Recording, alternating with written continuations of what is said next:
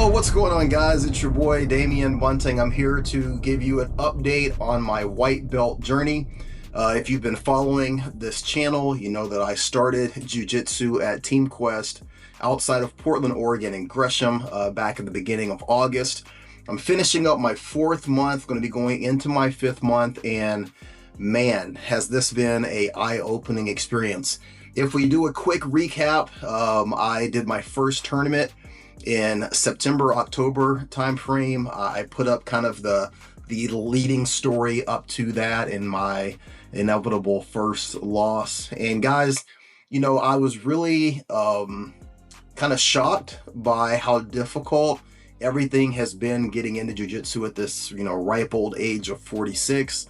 I've also been, you know, really taken aback by kind of the ego issues that I've had to deal with. I think a lot of people, if you're like me and you're older, or even if you're just, you know, starting jiu-jitsu in general, you have to deal with a lot of ego issues and kind of putting those things aside.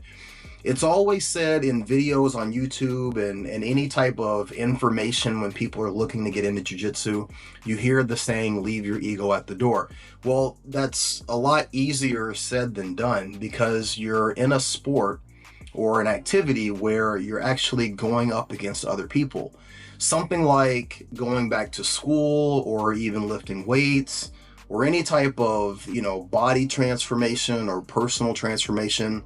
Those are very personal journeys for each individual that's involved, but you're not necessarily doing those up against another person. Although jiu-jitsu is a personal journey, you can't hide the fact that you're working with other people.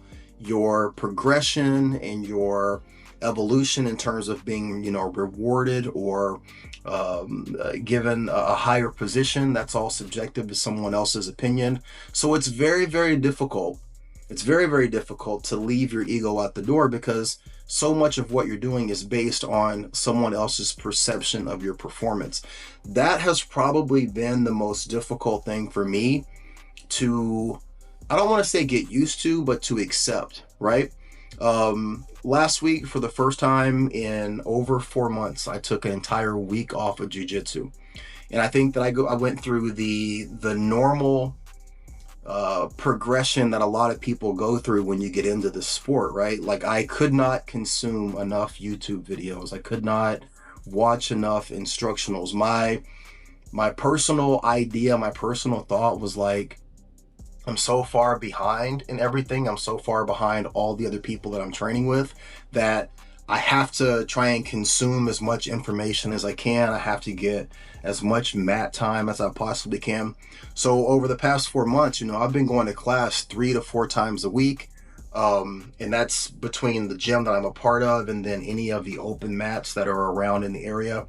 I've been trying to, you know, get better with my cardio, get better with my flexibility. I've been trying to learn as much as I can, but ultimately, you know, I got to a point of not emotional or mental burnout, but my body just gave out. Like, I got to the point a week ago where I could not get off the couch. Like, if I got home from work and I laid on the couch and I had to get up to let my dogs go outside or do something in the house, or, you know, have some sort of interaction with my wife or family, it would take me effort to get off of the couch, right? And then when I would go to bed at night and I would have to get up in the morning, I would have to physically move my legs. You know, I've suffered so many injuries over the past 4 months. I've had a separated shoulder, I've sprained my knee, I've pulled my groin, I've broken my thumb, I've broken a toe. You know, all of this just in the first 4 months. It's like your body is going through what's known as a callousing period, right? Where, you know, everything is just is getting used to what you're doing. It's getting hardened. But in that, like, I could not move last week. And then finally, that was kind of the point where I thought to myself, you've got to take a break. Like, you're pushing so hard and you're trying so hard, almost subconsciously, to make up for lost time or to try and catch people that are further along in this endeavor. And ultimately, I had to just realize that, like, it's not possible. Even at the end of the day in jiu-jitsu, if you put in more mat time than anybody else, if you could download all the information into your brain of the stuff that you don't know, Even if you did all of that, it's still a sport that is subjective to the instructor or the person that's in charge of your school or your gym. You can't promote any faster than the person who is in charge decides that it's time for you to promote. You can't. So there's no way to hack the system. There's no way to get better quicker. There's no way to speed up the process.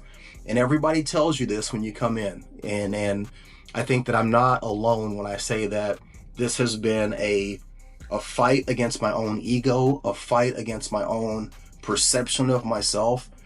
It's a breaking down of this outlook and vision that you have of yourself as a man. And also what we're used to seeing in terms of learning, education, and advancement.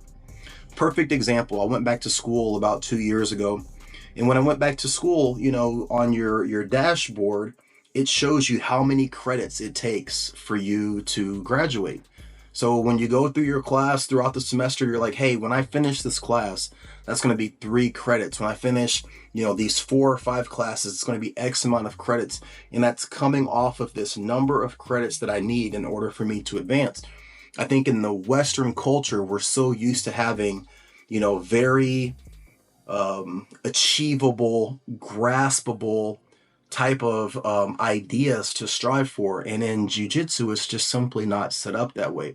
Now, we can argue if that's a positive or a negative, but at the end of the day, it is what it is, and it's not set up that way. You cannot move any faster than your instructor or your professor wants you to move, and you ultimately have to get to a place where you're comfortable with that. So that has been my journey over the past 4 months. It's been a whirlwind of getting into this lifestyle, of getting into this endeavor.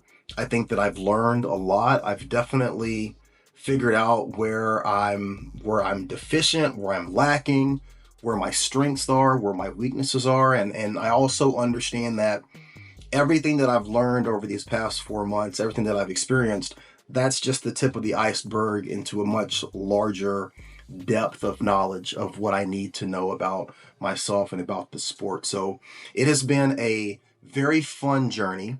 Despite the injuries, despite the pain, despite the setbacks, I have really enjoyed what I'm doing. I've enjoyed being around the people at the gym. I've enjoyed the culture of jiu-jitsu in general.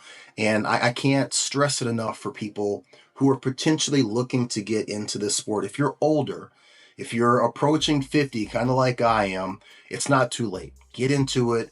You know, give yourself an opportunity to try it, to train it. You know, go to a competition, see how you do, and just challenge yourself. I think that it's a really good opportunity to learn something about yourself, to stay fit, to put yourself in a position to be able to better defend yourself, and also just to be a part of something that's greater than yourself. If you are currently new to jiu-jitsu, if you're starting this, what has been your experience so far? If you've been doing this for a while, have you lost any of this, you know, intrigue and desire that you normally had when you first started? How have things changed for you? I think that if you guys can put in the comment section what your experience has been, whether that's as someone who's been doing this for a while or someone who's new to this and just starting, I think that you can help another person who is starting their journey. Again, I would love to hear your experience, so please drop a comment below. Let me know what is going on with your journey and where you are. And as always, guys, I want to thank you for being a part of this journey with me, for tuning in, and for listening to me ramble about this experience. As always, I appreciate you guys. Hope you're having a great night, and as always, be great, okay? You guys take care. Be great.